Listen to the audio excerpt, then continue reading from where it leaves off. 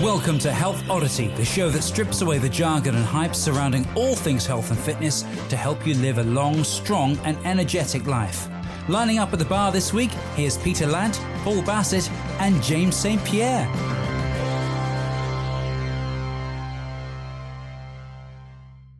Hello and welcome to episode 26, 26 of the Health Oddity podcast.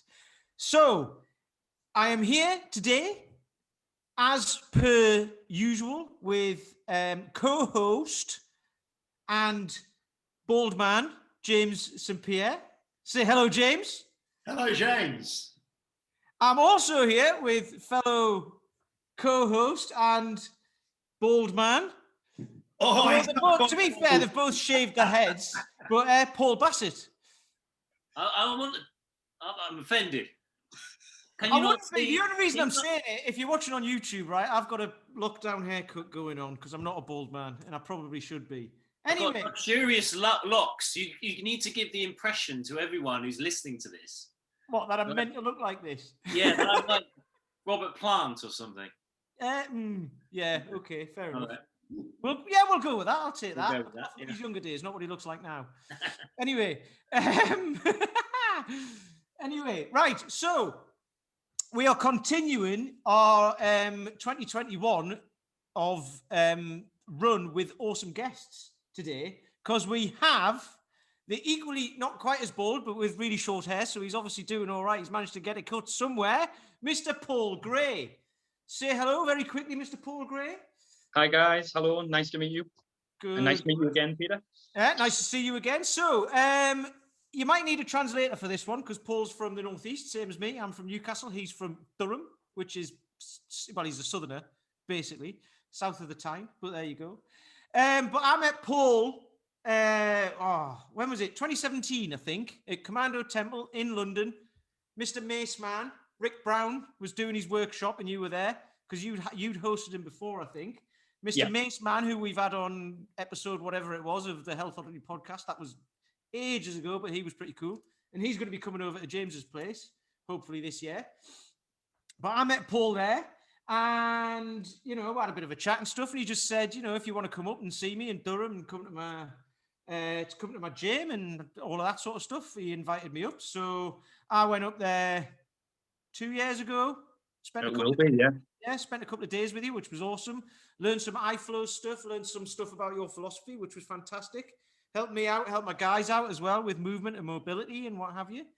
And Paul he's up in Durham. He's got an old converted church as his gym, which is fantastic. It's a great place. You've just rearranged it all as well, I saw, I think. So it's not all machines and stuff like that. It's rigs and maces and clubs and kettlebells and lots of floor space and everything, like just the perfect type of place, really.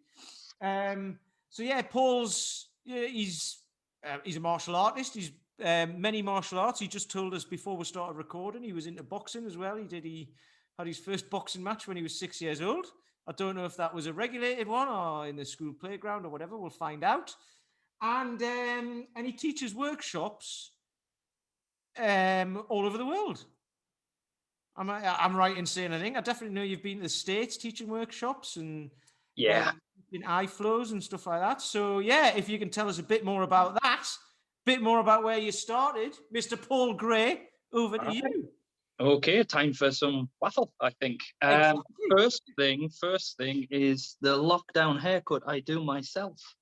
That's all my own work. Check that. That's some good. Is that a fade? Is that what it's called? I don't even. Pretty much. I think so. I think the technical term is trial and error. Yes. And not caring whether you lose lumps out of it, and I can't see the back, so I just don't care what it looks like. So is it not meant to look like you started here and then it's gone to there, totally. and then you've ended up with this little bit there? Yeah, it's my Tintin. If I give you that angle, it's kind of the Tintin haircut, and it's got to a point where now I'm cutting my dad's hair. You know, it's like he's got a Tintin haircut. He didn't want it, but that's all I can do. That's what he's got. So you're going to be like Paul's Firepower Gym and hair salon as well. Everybody has a Tintin haircut. It's obligatory. It's like I was going to say the old haircut. Yeah, it's the first rule of Firepower. You know, don't talk about Firepower, then get a Tintin haircut. Anyway. In all seriously, folks, yes, the gym, I believe, was the first or one of the first gyms without machines in the country, I believe. There were some people doing kind of same training methods as me back then in 2008. I started to put it together and officially opened doors 2010. There were some people using clubs on meals, girders, kettlebells, but very, very few. But I think we were the first without any kind of set machine, no squat racks, no kind of bodybuilder machines. We were just literally free weights. And all I kind of remember back then was just, there was no CrossFit. You know, I'd done CrossFit out in the States, but it hadn't really hit over here to my knowledge in 2010. If there's anybody out there that had a CrossFit gym, then I apologize, but I certainly wasn't aware of it. So we kind of broke the mold a little bit. And I just remember being turned away from many, many bank loans because they couldn't get their head around a gym without machines. They just thought I was some kind of lunatic, you know. Well, that's because your average bank manager knows a lot about gyms, don't they? They just, well, yeah, but you mentioned gym and they think treadmill. They think cross trainer, they think, you know, meatheads pushing machines, and they didn't get it. They didn't get it. So we were kind of a little bit trailblazing at the time. But because I'd trained out in the States and I followed my coach out there, I believed in the concept because I could see what he was doing. So that's kind of to explain where the gym environment came from. So we were using steel clubs, battle ropes, which I knew as Ropes Gone Wild, the Ropes Gone Wild training system, long before kind of Biggest Loser made them become a bit more popularized. Long before TRX, we were using Bandits loops, suspension training, which is kind of like if you imagine a car seat belt with a buckle and it has a rope ring. You might have seen them when we were at the gym. That's what my coach kind of used for suspension training. Again, I don't think TRX was a thing back then, but we used the modalities. So that's us. That's Firepower. That's how we started. And myself, my history, yes, martial artist originally for most of my life. I was a bit of a sickly child, ill, born very, very underweight, premature with triple bronchitis and scarring on my lungs. I've got a severely damaged and scarred right lung. I've got about 1/5, 1/4 capacity on my right lung. And I've lost about 1/5 on my left. And I've also got an autoimmune joint condition, which kind of presents as rheumatoid arthritis or soft tissue rheumatism. So that tends to get very, very painful if I don't move well a lot, you know. So if I sit around for like 3 days, 4 days, I start to get pain. So not knowing that as a kid, you know, I just remember being in pain a lot. But if I kind of did things, it wasn't as painful. And somewhere down the line, you make that intuitive link, that little connection that being active, it hurts less. But if you're overactive for your capacity, it hurts more. And most of my life has been trying to find that balance for me, risk versus reward kind of training, which has heavily impacted my philosophy to training now. You'll see, you'll be connecting the dots with the things I said to you as to why I think that way, you know. So that's why I got into boxing early, into some kung fu practices quite young, is because it kept me moving, it kept me going, and I found the pain abated. And to be fair, I was a bit of a scrapper too. You know, there was some ego there, and I got to hit people. It was great. You know, there was also that. I'm not going to lie about it. There was also that. So I went through kind of kung fu's into Thai boxing, into freestyle karate at a relatively high level, and then fell into Aikido when, God, I must have been about 16, 17, 18-ish, I think. I'm not 100% sure.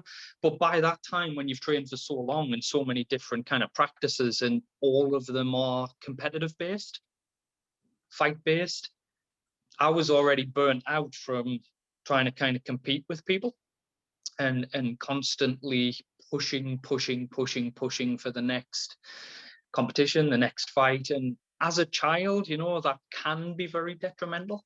It can be. Don't get me wrong. It can focus you, and it can do a lot of good if, you know, you're the type of person that's brain needs that kind of focus. But if you've got unscrupulous people pushing you for the wrong reasons, it can do a lot of damage too. And I think that's kind of the situation I was in. You know, I had a very damaged body image because, you know, you got to fight at 4% body fat. And then you come off the back of that, and it's okay. You got to put on and move up to about 8%. You got to put on 3K for this next fight because you're going up a weight class to go into the bottom end of this weight class. But then, as soon as that's gone, it's like right back skipping in the sauna to get yourself right back down, and it can skew your body image, and it can also skew your relationship with food. And because I'm pretty autistic, you know, I'm high functioning autistic, I mark on the autism spectrum, I can get addicted to staring at rocks. So when you put yourself into that kind of focused competitive environment, it can run away with you. So I went into Aikido because it was non-competitive, and it was beautiful in its movement practice. And it's the only art at the time I kind of could find that you didn't have to kind of just go against somebody. It was just about you. It was about being a better you. Can you do that better than you did yesterday? Yeah. And that was massively cathartic for me. Absolutely massively cathartic. So I did that for, well, I'm 46 now. So probably 25 plus years. I mean, I've only really not trained Aikido for the past 2 or 3 or 4 just because I didn't have the time. So most of my adult life I've trained that. I got to 4th degree black belt, you know, kind of years ago, 10 years ago, and I haven't bothered to grade since. But I've taught that, ran my own association, taught clubs, taught at different places around the country, around the world. And I think I've achieved everything I ever wanted to achieve with that. And I haven't really done any martial arts for a good few years, 3-4 years now. I miss it. And it's one of those things where, you know, I'm kind of promising myself I'm going to do something for me. And I'm going to go back to Aikido, or I'm going to start a new one, take the black belt off, put a white belt on. But I just, you know, life gets in the way, and lockdown certainly does. Are you still quite involved in it though? Because you've got that back room in your gym, haven't you? Where there's Aikido goes on in there. You're not necessarily involved in it, but the room is used. And there's classes for kids and stuff in there, isn't there? Yeah, we had kids classes running up until pretty much lockdown, and we haven't for the last year. It remains to be seen whether it'll start up afterwards, because obviously, you know, we've got to speak about the elephant in the room, which is lockdown. I don't want to put people on a downer, but it is culturally changing how we do things. There's no getting away from that. And we don't know whether parents will be happy to bring their kids to that environment where there's lots of other kids for, you know, risk of transmission and things like that. Or it could go the other way, and we could be inundated because kids have been segregated for a long time, and their social interaction is going backwards. And and from a mental health point of view with children, we know that that's not necessarily a good thing.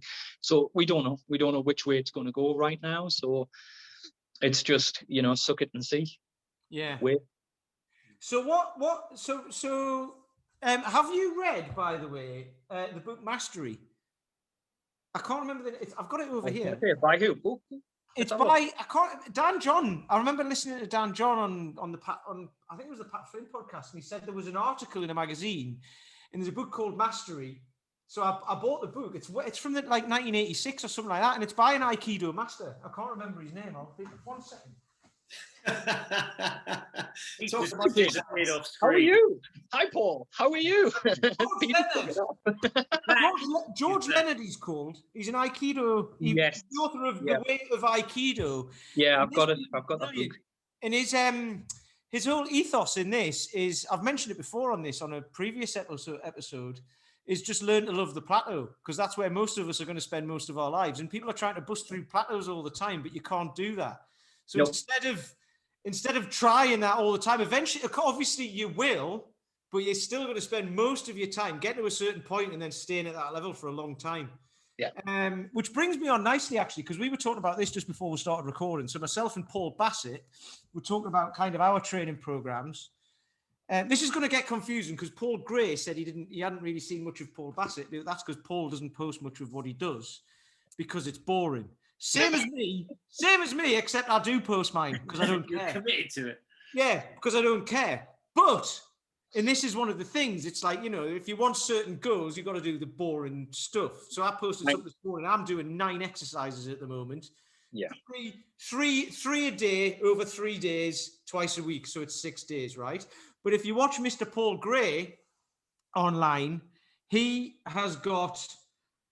Well, it looks like he does something different every day, and I know there's a method behind it because I came up and spoke to you about it, and it was really good and it really kind of opened my eyes on like sort of, especially for movement, because we spoke to Phil McDougall last week, and he was talking about the people he looks up to, like Steve Cotter, Steve Maxwell, people who've been in the industry for decades. So like yourself, basically, people who've been in the industry for decades, and they can still move better than, Steve Maxwell, I don't know how old he is these days. Steve Maxwell, I think he's got to be 68, 70 now. I was going to say, he's well into his 60s, yeah. And he, so, and Phil was saying basically they've got like a daily movement practice that they've done for years, moving their joints through full ranges of motion, which is exactly what you've done. And I see comments on your stuff and people are like, well, it's easy for you because you can do that. And it's like, you're flexible. Yeah, because you're flexible. And like what you've just said, and you might have told me this, but I don't really remember about you having arthritis and all that and being in pain as a kid. So when people do look and say it's easy for you, and people say that to me, and they'll have said it to Paul and James as well, and it's like, yeah, but we've put years into it. Like, 15 years ago, I was sitting in an office chair 10 hours a day and I couldn't move. Yeah. And I was overweight and I had a pair of boobs and all of that. So, like what, because this is how you, well, so I suppose my question is, Dig it, get there. Because you've got like a lot of what would I say? Like variety in what you do, but it's all got a purpose. It looks very random, doesn't it? There is connecting threads of principle. Yes. Because what I do, I don't train exercises at all, ever. Because to me, exercise is a man-made concept. Movement is a nature-based concept. And so what I do is I train principles and then I apply other things to those principles. So I don't do kettlebell exercises. I move with the kettlebell, and all the kettlebell is to me is one form of stressor. It's a form of stress. That's it. A mace is another form of stress. A club bell or a rope is a different form of stress. But actually, what's going on within the internal workings of my body has to be right before we layer on different types of eustress to fight off distress. So That's how I see the human body in a way. If you want to kind of encapsulate that, we're just a medium for stress. We either store it until it becomes dangerous, or we dissipate it and get rid of it and use it as a vehicle for adaptation. And that's it. That's all we do in a physical movement. Is that your measure of progress then? Because obviously when you're using, say, a barbell, you can have progressive overload towards a particular weight, and how you fluctuate the weights and progress it is down to the individual goals. But so what is your marker of progress? Better quality for the most part. Can somebody do something better? And by better, that lines up with my view or perspective, or through my lens, my opinion, I will say, because my truth is not your truth, it's just my opinion, on what is correct structure. So pressing a barbell, to me, and making your only barometer of success being either reps or weight is very, very blinkered. It's a very blinkered modality. And as I think Paul said, Peter said, there's a plateau to that for most people. And there's a safe risk versus reward position for most people. So what will happen is people will pick up a bar and they'll do either X amount of reps, or they'll do X amount of time, or they'll do X amount of weight for a period of time until their measure of progress is to step it up. Weight or reps or time, yes. So we get this thing, but it gets to a point where either that becomes more or less maximal because of they're under recovered, their structure is starting to break down by doing too much of it, or just literally they're getting older, or genetics. They're not genetically geared to that type of exercise. So they're going to make progress, but there's going to be a finite cutoff level. So to me, the way I see it, because I'm into training for life, not for a short amount of time. So take the Amazing 12 program. Most people will see progressive gains through 12 weeks. But if they kept going, at some point, there's a point where they're not going to get that success anymore. And if they keep pushing that success, they might open themselves up to be more prone to injury. And I'm not saying that the Amazing 12 is a bad program. I'm not. It's absolutely amazing transformation program. I don't personally do transformations, but if I was going to do one, that would be the one I would do it. Not. I'm like that as well. I'm like that as well, because the people who are training, if that's what they want, I would send them like Paul's way or something like that. And say, right, we've got a guy up here. I don't know whether you're connected to Phil Early, kettlebell guy. Yeah, we know Phil. Yeah. Phil does the Amazing 12, and if somebody wants to do it, I'd send him to Phil. He's a great guy. He's fantastic. I know he cares about people, and he's done the program. But for me, my barometer of training for health, not for aesthetics, and training for longevity, if I'm doing something with a barbell, I want a barometer of progress that's going to be able to be cast over 30, 40, 50 years. And to me, that's about doing it better for the most part. There's other barometers that, obviously we've got to take into account. People do want weight loss, or they want to see some weights changing or whatever. But I will change the complexity of what you do with that tool, because a barbell or a mace or a kettlebell is just a tool. It's just one way to stress you. I will change how you use it, change the complexity of what you're doing with it, which, and for all intensive purposes, makes it harder to do. Then the focus isn't just on going heavier. It actually might mean you have to go a lot lighter. But then when you go back to something that's more simplistic, you'll find that you can go heavier without having to have tried to go heavier. Yeah. If that makes sense, I hope that's kind of answered your question. So a lot of my training is not about what's going on externally. It's not about the external body. That's why I'm not built like an outhouse, and I'm not built like Mr. McElroy. You know, or us three. I've got a top on. You can't see the rippling muscles. Yeah, yeah. Well, this is the thing. You see, for people listening to this who haven't watched it on YouTube, me, James, and Paul are massive, and Paul Gray's just tiny, sitting there. He feels intimidated. You can tell. I'm watching. Like, I think when you trained me, I was about 65 kilograms, 66, I think, and now I'm kind of 70-ish. You know, I'm wow. Yeah. So in terms of the training, just to ask a kind of a question that people will be able to relate to, you know, from their own practice and things and their own training. So say, for example, you've got somebody using say an 8 kilo kettlebell to do. I've seen some of the kind of the flows and the movement based training you do with that.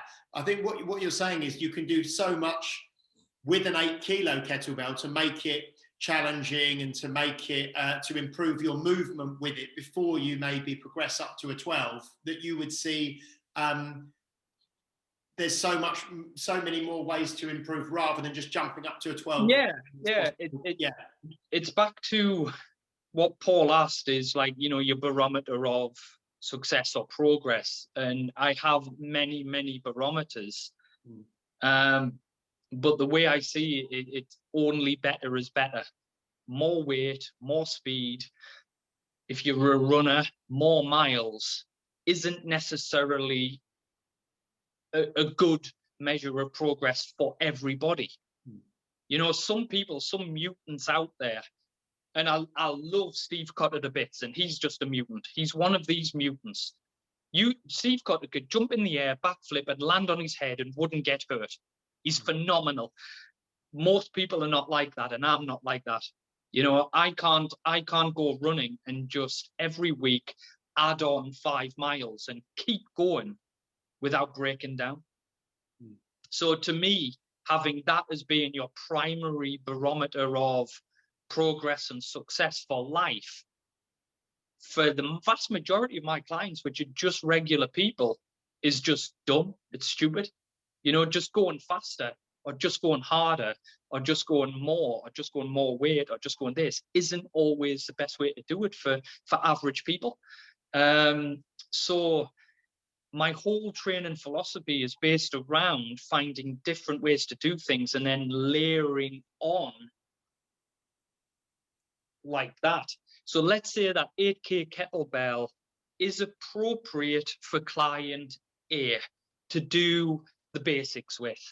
So they're going to learn to clean, they're going to learn to press, they're going to learn to squat, they're going to learn to do this, this, and this. Okay, so after that, after they've done that for a while, you might take them to a 10 or a 12, or you might take them to this or this or this. But it's also, there's nothing wrong with at that point, if you understand human movement, you understand the process well, in going, okay, instead of doing your clean to squat, we're going to do a rotational movement. We're going to squat down and we're going to internally rotate the right knee down into a shin box position. And I don't know whether you know what shin box is or whatever. You guys do? Yeah, I think probably a lot of the listeners won't, but if you can explain just a little bit, yeah, that'd be great. Should I demo it?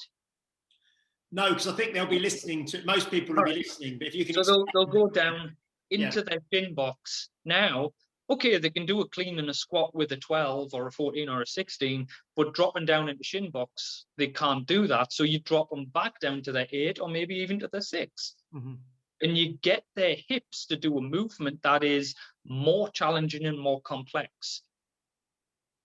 But it makes their hips work better, which offsets their seated lifestyle better. So it's about better movement. It's about better quality movement, not how many reps you do, not what weight you do, not what tool you use. To me, the fitness industry and coaches, the biggest thing that bugs the living snot out of me is next shiny thing syndrome. You know, and it, like, the mace is the next shiny thing at the minute. You know, I've been doing it like 6, 7, 8, 9 years. And to me, I use it when it's appropriate for the right job. I use a screwdriver when I need a screwdriver, and I use a hammer when I need a hammer. And when I want to have the benefits of leverage disadvantage for a certain exercise, for a certain thing within my philosophy of training that I need, pick up the mace, do what I need to do, boom, and it's right for me. But I'm not picking up the mace just because everybody else is, and it's a new toy, and I'm bored of working with my own old toy, and I'm going to get fixated on that particular toy, and then I'm going to try and sell it to my clients because, you know, it's going to bring in 3 new clients this week because I'm doing something that the trainer down the road is not doing. To me, that's not authentic, and it's not the best use of the tool. And it also means you don't understand human movement very well. It means you're just jumping on the next bandwagon, the next fad. You know, the same trainers doing that are the same trainers that were selling Zumba to their clients like 5 years ago. And it's not that I'm saying there's anything wrong with Zumba. It's just that's what was fashionable. And before that, it was body pump. And before that, it was body combat. And before that, it was, you know, and I have a philosophy of certain parameters in movement, and whatever tool and whatever stressor I use is almost like a doctor giving out the right pill for the right condition at the right time in the right dose. And that's my barometer, and that's how I see my clients slowly getting better from a health point of view. And it's not from an aesthetic point of view, and it's not from a performance point of view. My guys and me are not looking to have pictures done at the end of the Amazing 12. If that's what you want, go to an Amazing 12 coach. Awesome, crack on. But, you know, don't go to Bob's 4-week transformation around the corner. Go to somebody that's good at what they're doing. Do it right, do it well. I'm not competing in GS sport. I'm not competing in vintage strength mace competitions. I'm doing a bit of that, and I'm becoming a jack of all trades, and I'm getting a 1st degree black belt in many, many, many, many things rather than a 10th degree in one. And I'm trying to, the things that the martial arts that I get a black belt in all have a specific purpose for long-term health. Yeah. So I hope that kind of that makes a lot of sense, because I mean I've got you know, like the stuff I use, we train outside, right? So I'm kind of like, right, I'm limited in what we can do. Yeah. Right. So we use kettlebells. I'm starting to introduce maces because the guys have been using kettlebells for a long time, and they've got like the requisite sort of mobility and body awareness and what have you to be able to then offset the load even more. Because, like, you know, a mace is a hard thing to use, isn't it? It's a hard thing, especially when you're dropping it behind your head. Massively. It's going into the middle of nowhere. You're like, whoa, your body doesn't like that. So I'm starting to incorporate that, and I've been using Indian clubs as well, and I'm going to start to try and incorporate that with the guys, just because it's good to do in between sets and stuff like that as well, just to keep them moving with joint mobility and everything. But with what you just said about like the next shiny thing, and you see this all the time, like I see it around here a lot as well, and like trainers are in this gym doing that, and that gym doing that, and this gym over there doing that. They've got this group of people over there, and this group. It's like, whoa, what the hell's going on, right? Which is fair enough if that's what they want. And they're usually kind of the, like, you know, very sociable type of people and all of that. And I'm like, that's cool. And if I was in my 20s, I'd probably be doing that, but I'm not. I'm in my 40s and I want to get people in and get them better, right? Get them better, just get them moving well and get them happy and enjoying the experience. So what I do, and I like you probably do the same, and I know these guys do, is is with things like that, I'll get them myself first. So I've had maces for a few years. And I'm like, right, I'm going to learn how to use a thing, and I'm going to see if I like it. I'm going to see if it works for me, because I am kind of the guys who I train. Okay, we're all very similar. And then I'm like, well, if it doesn't work for me, I'm not going to push it on anyone. If someone wants to do it, I'll show them how to do it. But then if I think there is benefit because I've seen someone does this and they get I don't know, they get a sore shoulder or whatever doing this, I'll try and then get the requisite mobility and then be like, right, now let's try and just get you dangling it behind your head. Like, you've got to do your due diligence, later on. But I always try and make sure I know what I'm doing with it first. Like you said, get good at it yourself to a point where to a level where you can then teach someone without saying, here's the next big thing that I saw someone do, and you swing it like this, go on, do that. And they won't have a clue. You have to do your due diligence, and you have to have your time in the trenches to be authentic. And if you're a coach that cares about your client's health, not just care about commerce, you know, most, like you mentioned, this gym over there's doing this gym over there's doing that. The only reason they're doing that is because your average trainer who is absolutely lazy and has the attention span of a gnat wants the quickest, easiest thing to get them sweating. And if it's fun, they'll do it. They don't really care if it's bad for them. They'll just do it. So a lot of gyms will just jam programs together to get people in the door because it's money over morals. They don't actually care that much, honestly, about their client's health, or they wouldn't provide that program that's breaking people's shoulders and knees because they've got somebody that's overweight with bad knees jumping on and off a Reebok step. They shouldn't be doing that in the first place. Is it a question of the lack of, you know, there is a certain lack of regulation in, I mean, in this industry, my wife is a dentist. Yeah. They're regulated like crazy, and so are doctors. We don't have that. I would say, in all honesty, I would say I would have agreed with that 10 years ago. Now, everybody has Google and YouTube and a brain. And any of us can find out pretty any information, and we can connect and link to the world's top coaches and learn from them and buy downloadable programs and downloadable products. I think there's very little excuse to provide something that is unhealthy and dangerous just for fun. And yes, it is unregulated, but I've turned away from many training programs that I was making money from. When I saw with my own eyes that my guys were breaking down, it was doing them harm over time. And that's called integrity.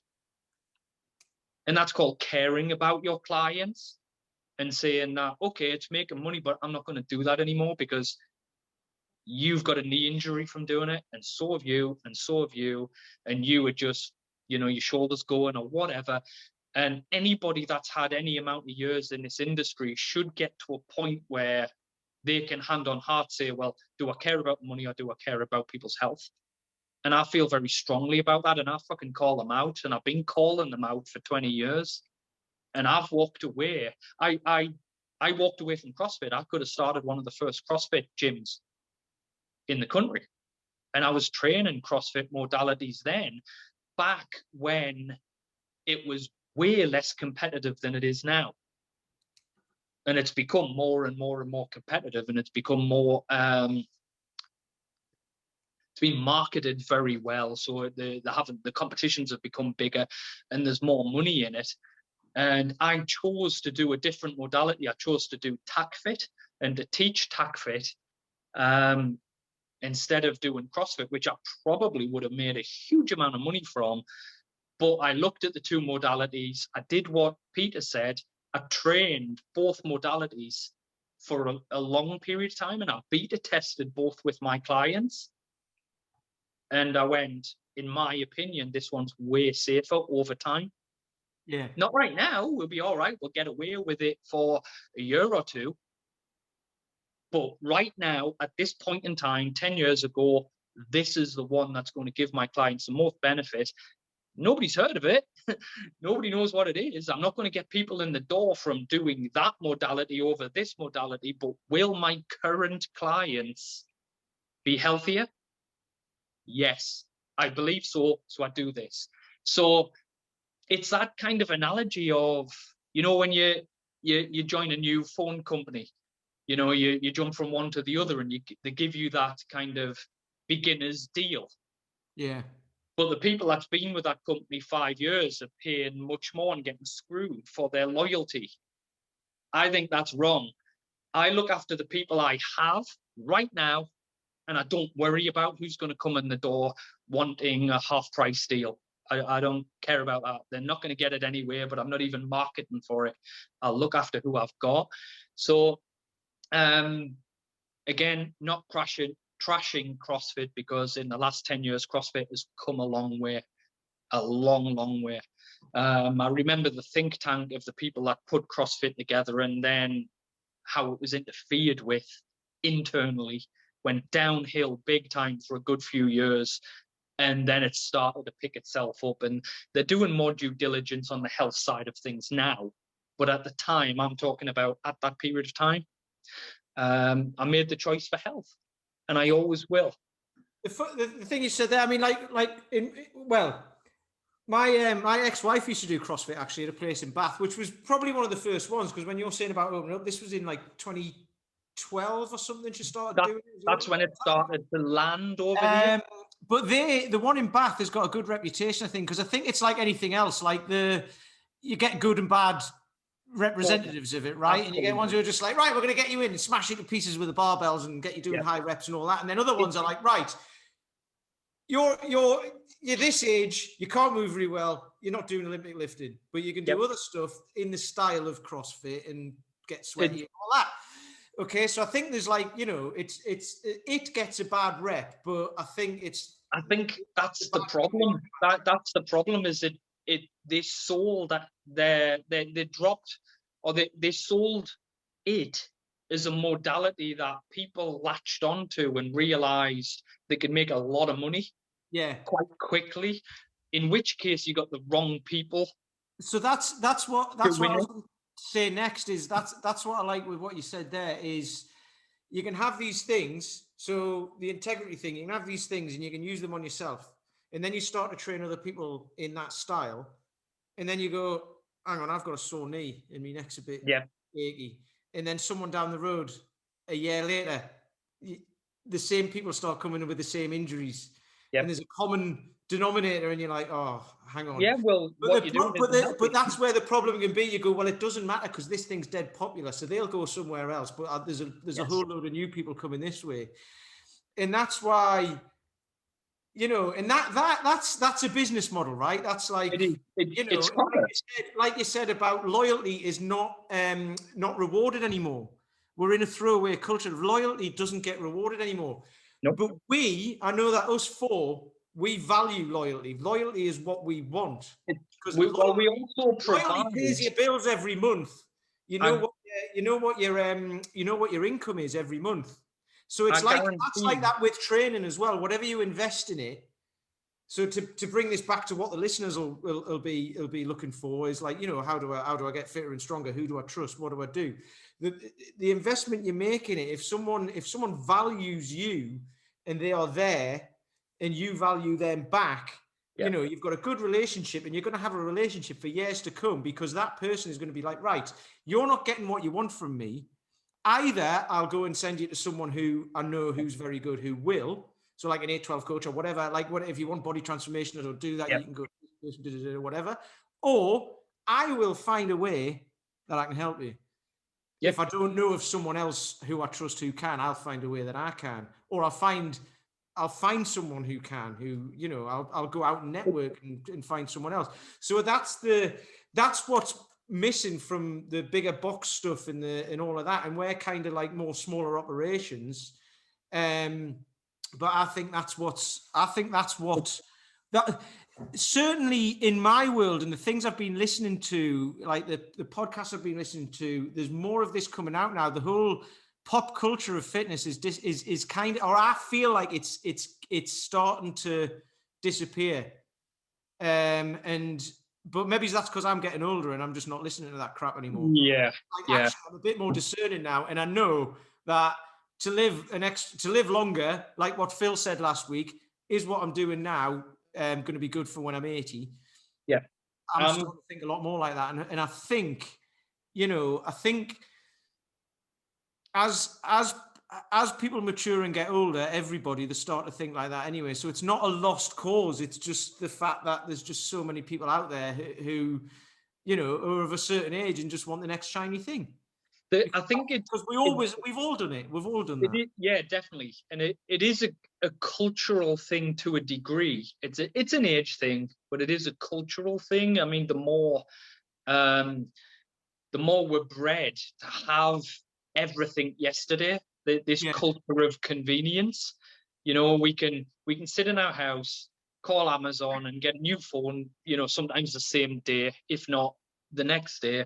You know, everything comes easy, and I think it was Paul McElroy. I think I caught him saying that. You know, the result is awesome, but whether you know, the friend of his who had the damaged neck, whether he won or he didn't win, it was what he learned on the journey. And that struggle, that having to work for something, that having to wait for something, is often more rewarding than the something. Yeah. I think people are losing touch with that.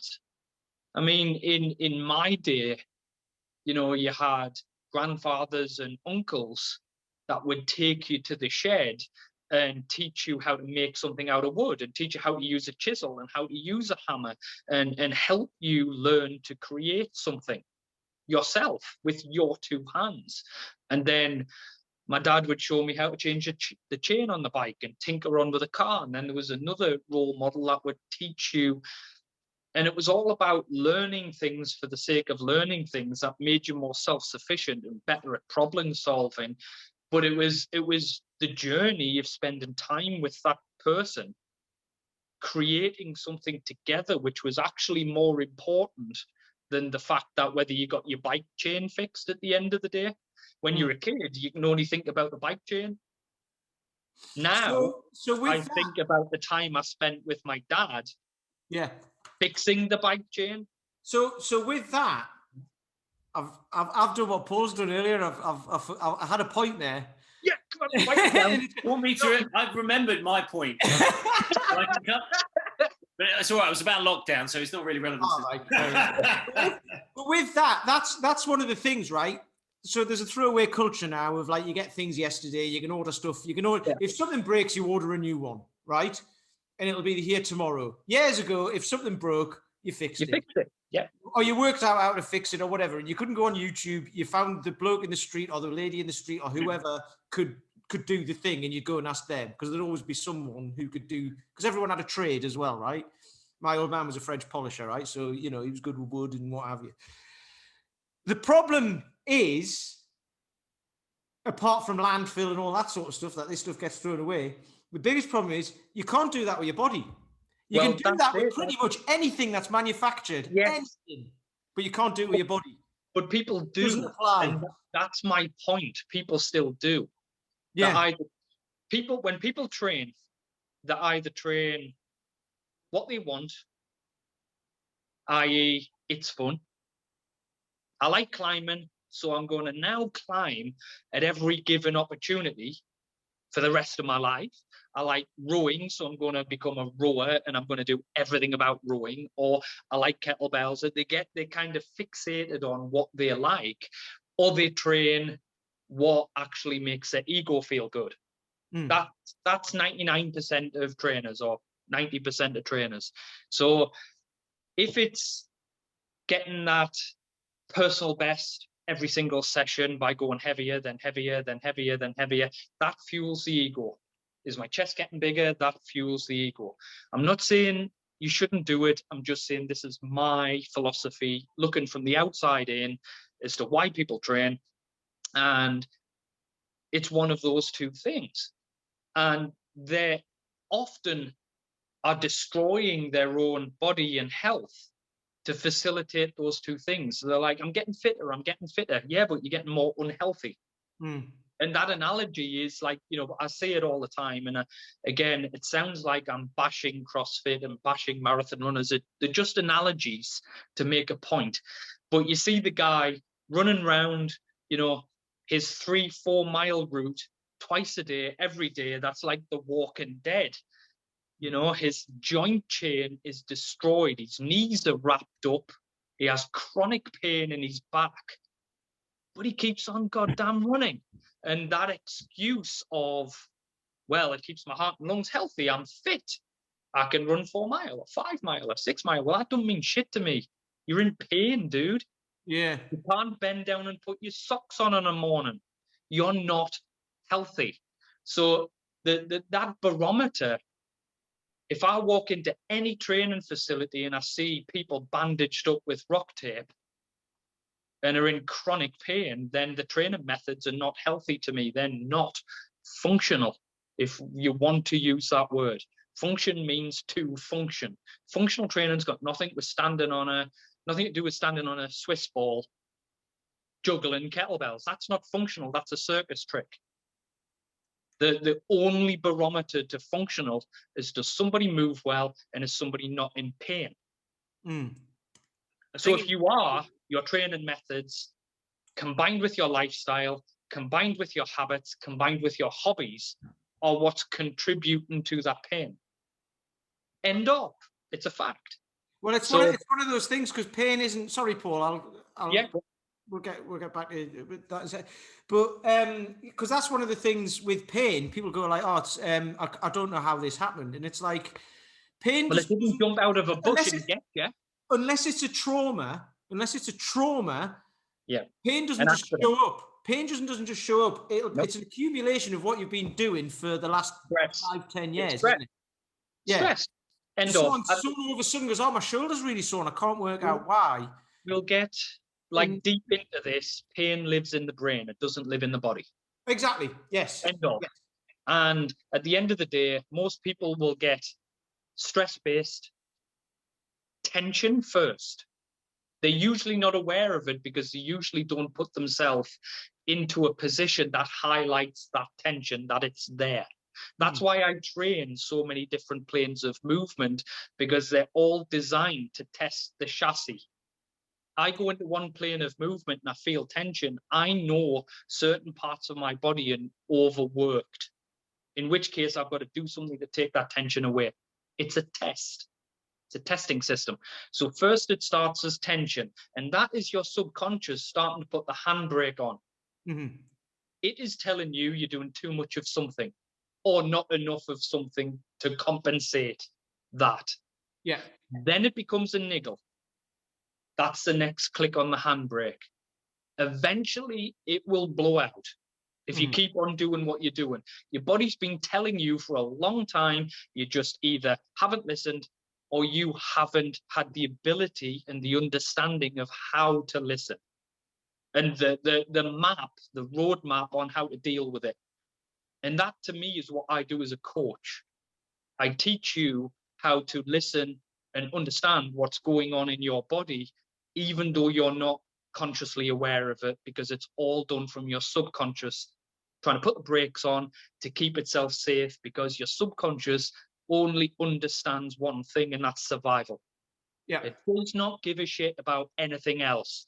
The only voice your subconscious listens to is your conscious voice telling it certain things. So if your conscious tells your subconscious that this is blue enough times, your subconscious will believe that. And then when somebody else goes along and goes, "Oh, that's a nice black manual," what? Why are you lying to me? And we have this big reaction to it. Yeah. And that happens physically as well. So, you know, when I go into gyms and you've got all these athletes with rock tape all over them and they're all crooked and the shoulders are pinging out all over the place, and like, oh, that is down to the fact that their training methods are not healthy. They may be fitness based, they may be performance based, and they may be aesthetic based. That's fine, but they're not healthy and they're not functional. But with all of those things, you can do it in a healthy way. This is the thing. All of those things, you can do it in a healthy way. I suppose there's an overarching thing here, which is when we're talking about particular modalities within health and fitness, certain sports in particular, we're talking about a specialist body. Yeah. And I suppose we evolved as generalists in many ways. I mean, we obviously have a specialism. Yeah. Bipedal, you know, we run, we can sweat, we can, you know, we're very different from any other animal. But when we're talking about the body of a gymnast, or the body of a bodybuilder, or the body of a rugby player, or the body of any particular sport, we're looking at a specialist body. And by the sound of your training methodology, you're trying to access a wider spectrum of human movement that isn't limited to a sport, and therefore the expectations of the individuals. And I suppose this is the point I'm moving towards, which is your main responsibility, or the complexity of your job then, is that most people expect the specialist body. Most people doing what they like, or what fuels their ego, whichever little specialism that has turned them on. Well, it's two things. Some of it's the media, you know, the fact that that's what they see. What they see is a specialist body, and they expect that result. But then the challenge is almost like the exercises are secondary, because you've got to change their perspective when they work with you. Because, I mean, Phil McDougall last week, you know, people who approach him tend to people looking at those people seeking that kind of result. But Phil's one guy, so, you know, there's only so many people you can work with, which is quite difficult. Like for me, I have like, you know, 70 odd plus clients, depending on the time, you know, lockdown or whatever. But so I've got a big wide net, and not all of them have come to me with that perspective. They kind of don't know. They know what they're looking for, but they don't know what it is. You know, I believe. I mean, you hit the nail on the head when you said that the vast majority of people want to train as a specialist, and regardless of the reasons, regardless of whether it is because it's fashionable at the minute, the media pushes them that way, they believe that that's what training's about, whether it's because they enjoy it, or it's ego fueling for them. You know, meatheads, it's all ego. They're all masking insecurities. If I get bigger, then nobody will pick on me in the, you know, the playground. Whatever the rationale, it is what it is most people will specialize. But it isn't necessarily healthy. And what I think a lot of people don't realize is genetics is genetics. And just because you see a gymnast being absolutely awesome as a gymnast, the fact is that genetically he's probably predisposed to being relatively good at that type of training anyway. You know, a world-class gymnast is never going to be a world-class swimmer. Might be a very good swimmer, might win a few competitions, but he might not ever be a world-class swimmer if he went to do that thing. But if he went and found the right thing for him, the right specialism, you know, like Jeff Capes is never going to be a sprinter. It just isn't. It doesn't matter how long he trains, doesn't matter what he tries to do, doesn't matter which coaches he works with. The likelihood is if he trained as a professional sprinter, he wouldn't win any competitions, he would get better, and he'd probably blow out his knee, you know, or a hurdler. So a lot of this as well comes down to kind of genetics, and my genetics are very poor, very, very poor. I've got the joint condition. I'm not a big guy. So training for outright strength all the time is a recipe for disaster for me. Training as a bodybuilder, all I ever got was injured over time. I got results and then I got injured. I've done triathlons, I've done long distance cycling, and I've gone into the endurance sports, and over time I got injured. So for me, looking at myself, and I know I'm quite I'm not the greatest athlete in the world, but I'm using myself as a model. I've built myself up to the point where I'm able to do things that people half my age and twice my size can't do now. It's taken 20 odd years. But I understand genetics is genetics, and there's going to be a threshold at some point, and I have to train mixed modalities, the wider spectrum, that you were talking about to keep me healthy, the minute I start to specialize, then it always ends in disaster for me. And I think there's more people like that than isn't, because most people sit behind a desk, or that this, you know, they have a sedentary lifestyle, or they have some hobbies and habits that mean they do too much on one side. You know, they sit like this all the time, or they carry a bag on their shoulder all the time.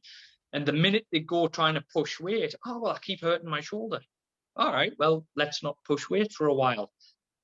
Let's sort out your mobility, create some internal structural strength, and then add a degree of stress. That could be weight, that could be more reps, that could be your body's position in gravity, that could be leverage disadvantage, that could be leverage disadvantage by using a steel club or a mace. It could be a million different types of stresses. Then we train recovery from that. Then we train the skills, the requisite of skills, and then we go back to the mobility and the structural strength.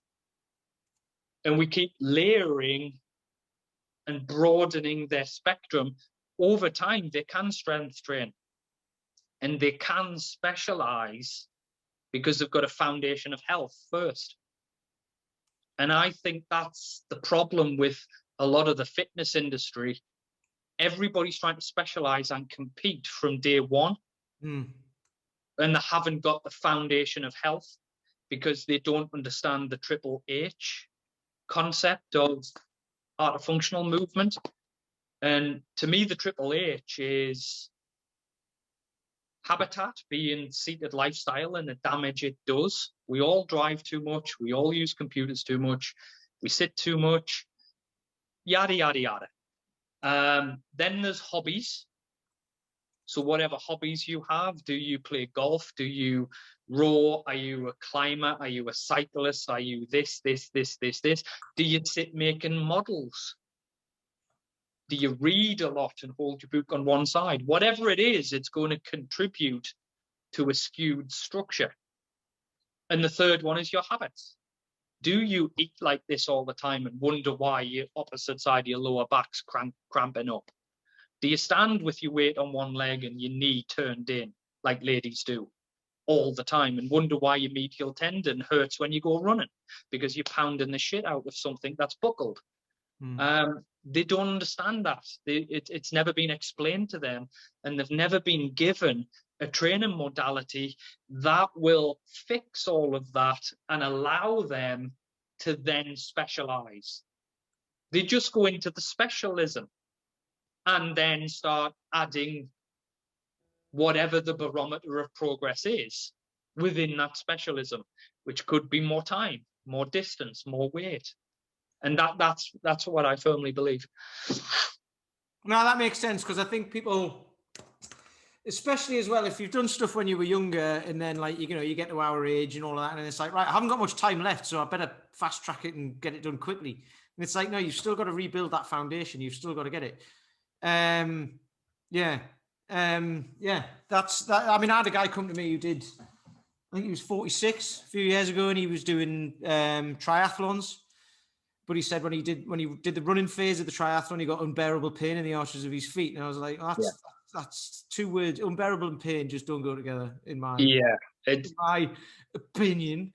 So I said to him, right, there's two things you can do. How long do you want to be doing triathlons for? And he's like, oh, well, forever. And I was like, okay, you can stop and we can work on mobility, all of this, and get rid of that pain. So you can go running and it doesn't hurt.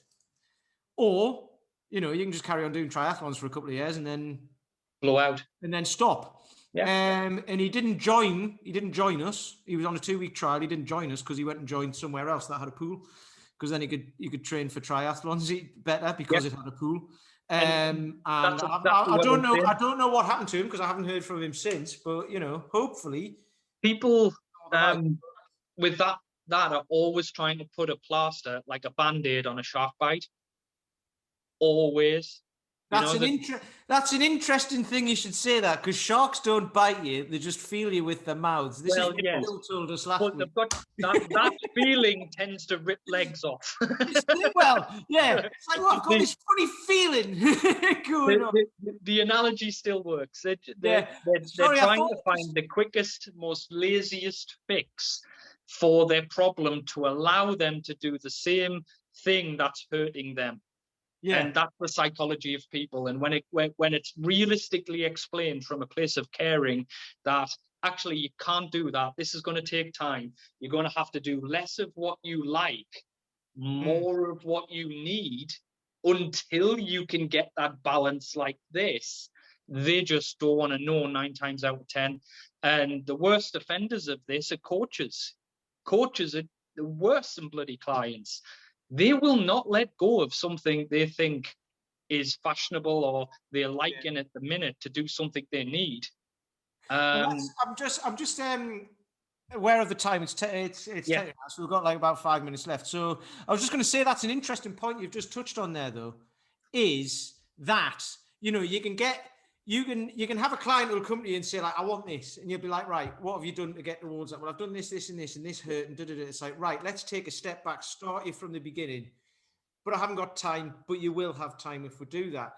But there are, like, sometimes you might go to a coach and then they'll be like, here's what I want for you, and I'm going to make sure you get there regardless. And then health goes out the window as well. And it's like, oh, well, this hurts, that hurts, I'm achy. No, that's fine. It's fine. It'll be like that because I want you to get there.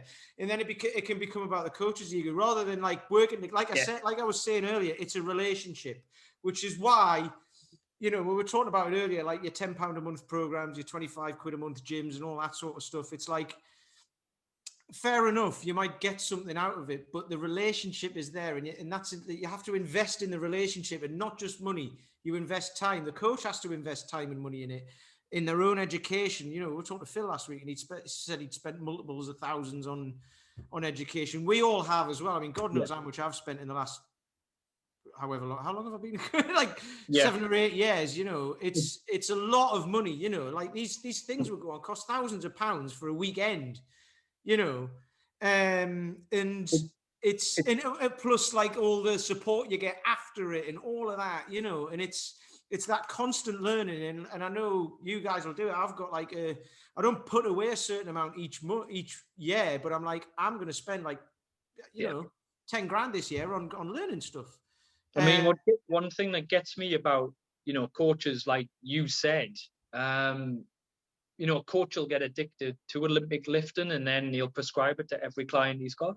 And that's just ridiculous.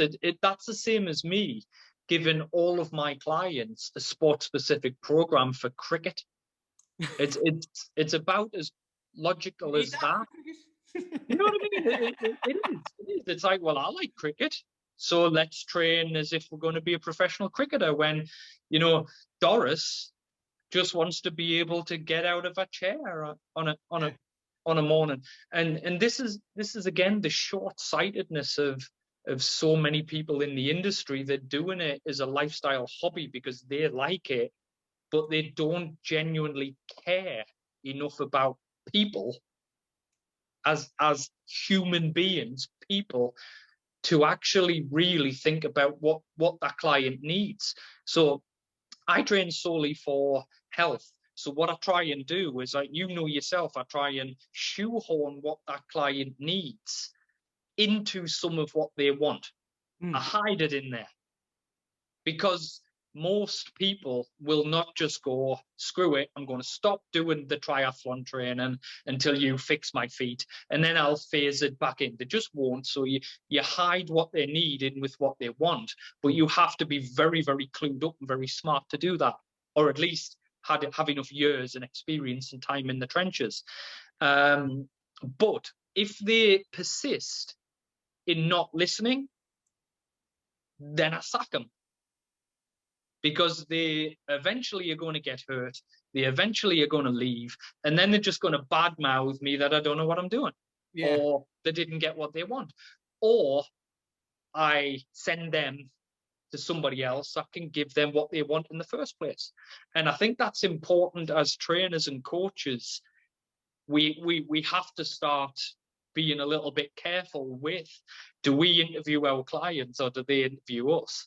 You know, I want the right type of client that's actually going to leave his ego or her ego at the door and listen to me as a professional. That, you know, when I hire a plumber that's been a plumber for 45 years, I don't stand over him and tell him how to fix my boiler and pipes. And when he tells me exactly how it needs to be fixed, I go, okay. I don't go, no, well, I saw on YouTube, you're supposed to do this, this, and this. But I'm not going to listen to you. I'm just going to carry on doing it the way I want to do it, even though that's people. Or you can go the other way and go, I looked it up on YouTube, so I tried it myself. Which is why the kitchen's flooded, so can you help us sort that out, please? You know what I mean? People will soon spend money. If you look something up on YouTube and try and fix plumbing or something like that, you'll soon be spending money on a professional to come and fix it. Yeah. But people don't do that with trainers. you get my point. My analogy is people will hire you because they've heard you're very good. And then when it interferes with doing what they like or what they want, they stop listening. And coaches are the same. You know, that's a coach's part of the job. You know, once someone's in, is to help educate them as well, isn't it? And educate your person so they can then explain why they're doing something. I stopped doing workouts long ago. I train educational sessions with people. Yeah, it's different. That's something for the trailer. Absolutely, yeah, definitely. That's a soundbite. That we'll open with that on the trailer. Yeah. So anyway, on that note, we'll finish. Yeah, that's probably a good place to stop, actually, because I mean, like, you know, we could go on forever. Yeah. But yeah, so Paul, where can people find you? Like, you know, you've got your website, haven't you? Your Firepower Gym website with like loads of stuff. There's like two, mate. There's www.firepowerfitness.co.uk, which is just the gym website, which I'm a techosaur. I've never touched in about 5 years, and a friend of mine kind of hosts it. There's the other website, which is www.coachpfg.com. And that one's a bit more up to date. My friend's kind of looking after that. And that's got all the educational resources on. So kind of my complete kettlebell program. It's got my Mace Magic program on there. It's got club bells, 1 and 2. There's a lot of my body weight stuff, my recovery stuff on there. There's loads of downloadable resources. So that's probably the one most people use now. Yeah. We'll stick that up there. That's cool. All right, mate. Thank you. Excellent. We love it. Thanks a lot, guys. I really appreciate it. No, thanks for coming on. And well, I mean, like, you know, we'll have loads more to talk about, so we might get you on again in the future. Yeah, so that's cool. So episode 26 done. Just very quickly, if you like us, if you want to listen to more, if you want more people to listen to us, then just please subscribe, which will help us get up the podcast rankings and get us in front of more people, because obviously we all believe that the stuff we talk about here is really helpful and will help a lot of people. So yeah, if you've got any friends who you think this will help, just share it with them. You know, just push it their way and see what they say. They can like it or not. It's entirely up to them. But the more people we get in front of, the more chance we have of helping more people. So, James, have you got anything to finish with? Well, just that that's the least I've ever said in an episode. So. Anything you want to finish with, James? Yes. Hello. The listeners, I'm James. I've been sat here. But, I kind of wanted to get to know you guys as well. It's been fascinating, and the reason I didn't, jump in and talk too much was because I was fully engrossed and engaged with what Paul was talking about. So no, it was really nice to meet you, Paul. It was lovely to spend an hour with you, and look forward to meeting you again. But that was really great. Thank you. Thank you. Anytime you want to talk about anything, we'll schedule a call personally. It doesn't have to be like this and shoot the breeze. You've got Rick coming to your place. Yes, Is that right? at some stage this year, yeah, when travel reopens and all that sort of stuff, yeah, he's going to come over, yeah. So no, it'd be great to meet you in person around that kind of time or something. We'll sort something out. Yeah, you might if that does happen, Mr. Gray, you might miss it because Rick's not very good at shouting about what he's doing on social media. No, I mean, not tell anyone he's coming over here. Rick is, I mean, Peter knows I've known Rick like a good few years now, and the last 2-3 times I've taught out in the States, Rick has been an absolute gentleman. Picked me up at the airport, took me to teach at Eric Doyle's place, wined and dined me afterwards, and dropped me off at the airport if I've needed to. And he's always been an absolute gent. And you will see that when he comes over, and I guarantee you'll have a great time on the course because he's funny, he's warm. It's as much of him putting on a show as it is educating. Yeah, and you're gonna love it. You're gonna love it. Your guys are gonna love it. So excellent. No, thank you. Yeah, look forward to that. That's gonna excellent. Mr. Paul Bassett, anything to add? 2 points. You're always. First, I think I need a corgi registration, don't I? Yes. So I can do right. And then the final one is a quote that's been floating around my head during this conversation. I like to think I choose relevant ones. This one's from Donald Rumsfeld. There are known knowns. There are things that we know that we know. There are known unknowns. That is to say, there are things that we know we don't know. Yep. But there are also unknown unknowns. There are things that we do not know we don't know. And I think that's one of the things that plagues the industry is there's a lot of people with unknown unknowns and known unknowns, you name it. People get very confused about kind of their knowledge base. And sometimes the reason they don't kind of present to their clients the kind of quality information that's out there is because they almost don't know that it's there. And I think it's our job to kind of to spread the word about good training, good philosophies, and I think today's class, today's chat has done that. Can I just change ever so slightly what you've just said? I think they should find good mentors. So maybe they need the door open to not find good training, to find good trainers to mentor them. And I mean, in this country, we have some amazing, amazing talent. And I'm talking about like guys that are just totally unknown. But how many people in the general trenches in the industry know about these coaches and have the opportunity to go and learn from them? And I think I've tried for about 5 or 6 years to actually get links with some good coaches and to put together a group workshop / seminar with these guys and or various guys. And to me, this is a thing that the industry's missing. If we could pull together amongst ourselves a group of awesome people that, yes, maybe generalists, but their generalism is other people's specialism, and actually put that on, like Strength Matters Summit in the US, we have that kind of thing here, like Body Power, but for proper training, not just for selling supplements. I think that would really, really help the industry because it's there and it's current and it's relevant and people don't have to look for it. I mean, you imagine Tom Crudgington and Andy McKenzie and Alex Kay down in Southend, myself doing some club bells. I know you do your spinning classes. You James, you could do a spin workshop or whatever. Imagine a 2 or 3 day course where level 3 PTs that have qualified in the last year or two could actually learn from all of these people that have had so many years time in the trenches. I think that's what this industry needs as well. Real good leaders. So this is the Health Oddity Conference coming to you soon.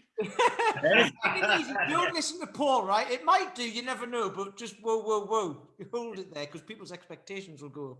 I know. You heard it here first. I think that would help. That's my opinion. I think you're right. I think you're right. Right then.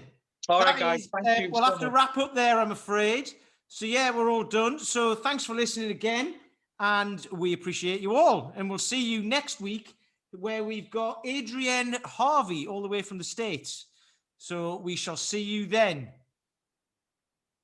Bye-bye. You've been listening to Health Odyssey with Peter Lant, Paul Bassett, and James St. Pierre. To get your regular fix of hype-free health, you can subscribe and leave a review wherever you get your favorite podcasts. You can find out more on today's and other topics at healthodyssey.com, or find us on Facebook or Instagram by searching for Health Oddity.